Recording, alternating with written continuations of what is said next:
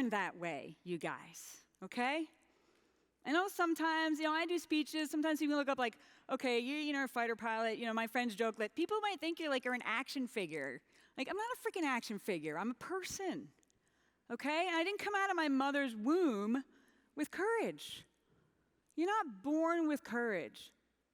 You choose courage. And in my journey, okay, here's an embarrassing photo. Rob had some of his photos. Here I am, I'm thinking like kindergarten. Does that little girl look courageous? I was motion sick, okay? So how does that girl find the courage to do that mission? Well, I'm going to share a little bit now about my journey to get to that place and the patterns and the choices I started to make in my life. And here's some other funny pictures here. So this is at the Air Force Academy when I'm a cadet. I got a bayonet in my mouth. That's kind of a joke, but I was training other cadets at that point. So I must be like 21 years old here. And then this last picture is me in Afghanistan as the squadron commander. How did that happen?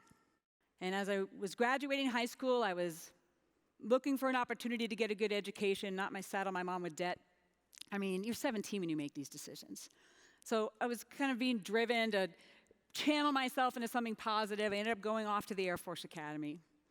But as I've shared with Rob, I literally could have made a different decision. I just was like, I'm going to go do that, right? You're 17. You make these decisions, right?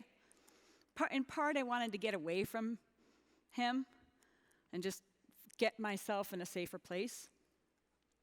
I probably wouldn't have said that at the time, but that was driving me. So off I go to the military. I wanted to be a doctor. And as I've shared before, those are not easy times. I was in the 9th class of women at the Air Force Academy, the 9th class. They still weren't super excited about us being there. Dealt with a lot of issues, a lot of challenges, a lot of harassment, a lot of other things. And as I've shared more publicly, people who know me and love me also experience sexual assault in the military. So I was going off to a place I thought was going to be safe to be violated again.